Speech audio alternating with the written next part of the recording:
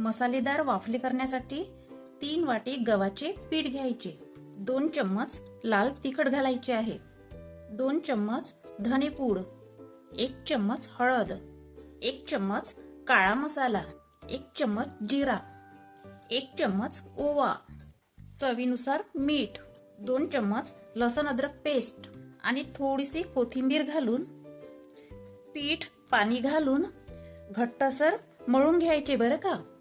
आता या पिठावर 1 चम्मच तेल घालून पुन्हा पीठ सॉफ्ट करून घ्यायचे बरं का। लगेच ताटाला थोडेसे तेल लावून जाडसर चपाती लाटून घ्यायची। चपाती मात्र ताटावरची अजिबात उचलायची नाही, कारण तेल आपण अगोदरच ताटाला लावलेले आहे, त्यामुळे चपाती ताटाला अजिबात चिकटणार नाही। चपातीची थिकनेस एवढी ठेवायची। आता यावर झाकणाचा गोल शेप देऊन वाफले तयार करून घेऊ। आता या साईडच्या पिठाचा वापर आपण नंतर करू।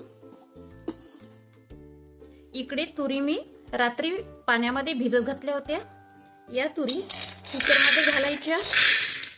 यात 2 ग्लास पाणी घालायचे, अर्धा चम्मच तेल घालून कुकरला झाकण लावायचे आणि गॅसवर 3 शिट्ट्या काढून घ्यायच्या। ठीक आहे, 3 शिट्ट्या झाल्यानंतर झाकण उघडून बघू। अय्यो, तुरी बघा किती मस्त शिजलेली आहे। आता गॅसवर कढईत तेल घालून गरम तेल झाले की 1 चम्मच जिरा घालून फुलू द्यायचा। लगेच 1 कांदा घालून हलकासा ब्राऊन होऊ द्यायचा। 2 टोमॅटोची पेस्ट घालायची, मिक्स करून टोमॅटोचा कच्चेपणा काढून घ्यायचा। आता घालायची 1 चम्मच लसूण अद्रक पेस्ट, 1 चम्मच धनेपूड, 1 चम्मच गरम मसाला, 1 चम्मच हळद, 2 चम्मच लाल तिखट, चवीनुसार मीठ, 2 चम्मच दही, थोडीशी कस्तुरी मेथी, तुमच्याकडे नसेल तर काही हरकत नाही, 2 चम्मच कोकोनट पावडर। मिक्स करून बॉईल केलेल्या तुरी घालायच्या, मिक्स करून 3 ग्लास पाणी घालायचे। आता घालायची यात हिरवी मस्तपैकी कोथिंबीर। आता घालायची यात मस्तपैकी मसालेदार वाफले। यावर झाकण ठेवून वाफले 15 मिनिट कुक होऊ देऊ।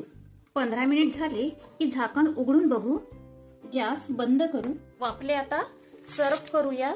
वाफले बघा किती मस्त शिजलेले आहे, वाफलेला रंगही छान आलेला आहे आणि टेक्स्चरही छान आलेला आहे। एक वाफला मी तुम्हाला तोडून दाखवते, बघा तर वाफला किती मस्त सॉफ्ट झालेला आहे, जसं तोंडाला पाणी सुटले आहे। तुम्हाला जेवण बनवण्याचा कंटाळा आला असेल तर एकदा तरी असे वाफले करून बघा आणि कमेंट्स करून नक्की सांगा। धन्यवाद।